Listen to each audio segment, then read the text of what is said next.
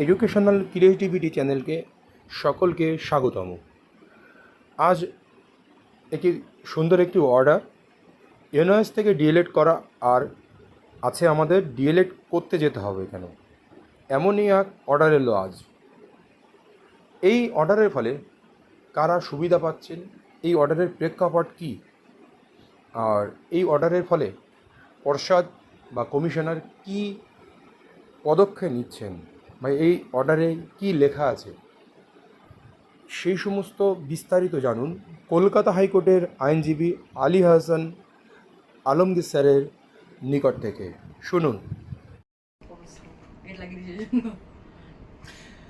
তিয়াস চৌধুরী মামলা রেসপেক্টে commissioner of school এডুকেশনের তরফ থেকে যে নোটিফিকেশন জারি করে আনট্রেন্ড টিচারদেরকে training, untrained in service teacher যারা, তাদের যে ট্রেনিংয়ে পাঠানোর জন্য যে বিভিন্ন জেলা ভিত্তিক লিস্ট পাবলিশ হয়েছিল, তাতে সাউথ 24 পরগনাতে এরকম কিছু টিচারদেরকে ট্রেনিংয়ের ব্যবস্থা করা হচ্ছিল যারা কিনা অলরেডি এনআইওএস থেকে ডিএলএড কমপ্লিট করেছে। মানে তারা সেই সময়তে 2017-19 ব্যাচে প্রাইভেট স্কুলে, আনএডেড প্রাইভেট স্কুলে এলিমেন্টারি এডুকেশনের সঙ্গে যুক্ত ছিল। সেই মর্মে তারা আনট্রেন্ড টিচার হিসেবে মিনিস্ট্রি অফ হিউম্যান রিসোর্সের যে ওয়ান টাইম উইন্ডো ওপেন হয়েছিল এবং যে নোটিফিকেশনের ভিত্তিতে 17-19 তাদেরকে এনআইওএস থেকে ডিএলএড করানো হয়, সেই ট্রেনিং তারা করেছিল।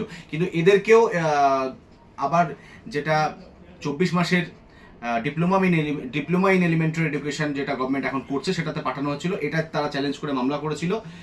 এই মামলাতে প্রাইমা ফেসি কোর্ট প্রথম দিনকেই, আমরা এখানে যেটা কন্ট্রাডিকশন আসতে পারে বলে আমাদের মনে হয়েছিল, সেটা হচ্ছে জয়বীর সিং এর জাজমেন্টটা সুপ্রিম কোর্টের, যেখানে সুপ্রিম কোর্ট বলেছেন যে 18 মাসের ডিএলএড কোনোভাবেই 24 মাসের সমতুল্য নয়। এইটাই উঠে আসবে কথাটা আর্গুমেন্টে শুনানির সময়, এটা আমরা জানতাম এবং এই জাজমেন্টটা আমরা অ্যানেক্স করেছিলাম। আমরা এই মামলাতে প্রাইমা ফেসি কোর্ট বলেছিল যে একজন ট্রেন্ড টিচার যদি অলরেডি ট্রেন্ড হয়, তাহলে তাকে পুনরায় ট্রেনিংয়ের পাঠানোর কি মানে, সেটা আমার বোধগম্য হচ্ছে না। কিন্তু তাও মাননীয় বিচারপতি কিন্তু কমিশনার অফ স্কুল এডুকেশনকে বলেছিল এই মর্মে রিপোর্ট ফাইল করতে, যে এদের কি আদৌ ট্রেনিংয়ের দরকার আছে। তো কমিশনার অফ স্কুল এডুকেশনের তরফ থেকে রিপোর্ট দিয়ে বলেছিল যে হ্যাঁ, এরা এদেরকে দরকার আছে, যেহেতু 18 মাসের ডিএলএড 24 মাসের ডিএলএড এর সমতুল্য নয়, according to the supreme court judgment. এবার আজকে সেই মামলার আর্গুমেন্ট হলো এবং আলটিমেটলি যেটা হলো, আমরা যেটা বলতে চাইছি যে 18 মাসের ডিএলএড 24 মাসের ডিএলএড এর সমতুল্য নয় in respect of new recruitment only. মানে আমি ফার্দার কোনো ফ্রেশ রিক্রুটমেন্টে পার্টিসিপেট করতে গেলে আমি কোনোভাবেই আমার এনআইওএস থেকে করা ডিএলএডকে ট্রেনিং হিসেবে গণ্য করে আমাকে ট্রেন্ড হিসেবে নিয়োগ আমি চাইছি নতুন করে কোনো জায়গায়, সেটা আমি করতে পারবো না। কিন্তু যেখানে আমি অলরেডি ইন সার্ভিস এবং আমি তখনও ইন সার্ভিস অবস্থাতেই এই ট্রেনিংটা করেছি, তাহলে আমি কেন এটা আবার নতুন করে করতে যাবো? এটাই আমরা কোর্টের সামনে তুলে ধরেছিলাম এবং কোর্ট আমাদের সাবমিশনকে অ্যাকসেপ্ট করেছেন। এবং আমরা এর পাশাপাশি এটাও দেখিয়েছি যে শুধুমাত্র সাউথ 24 পরগনাতে এরকমটা হচ্ছে, হোয়ারাজ মালদা নর্থ 24 পরগনার ক্ষেত্রে কিন্তু যারা এনআইওএস থেকে ডিএলএড করা 17-19 ব্যাচের, তাদেরকে কিন্তু ট্রেন্ড হিসেবে ধরা হচ্ছে এবং যথাযথভাবে ট্রেন্ড হিসেবে ধরা হচ্ছে এবং তাদেরকে এই ক্যাটাগরি স্কেল অফ পেও দেওয়া হচ্ছে। তো আমরা এইগুলো দেখিয়েছিলাম, যেহেতু তাই জন্য কোর্ট আজকে এই অর্ডার দিয়েছেন যে যারা এনআইওএস থেকে ডিএলএড করেছে ইন সার্ভিস টিচার, তাদেরকে পুনরায় ট্রেনিং এর প্রয়োজন নেই। মানে এই যে এখন ট্রেনিং করাচ্ছে আনট্রেন্ড টিচারদের সরকার, তাতে তাদের ট্রেনিং এর প্রয়োজন নেই।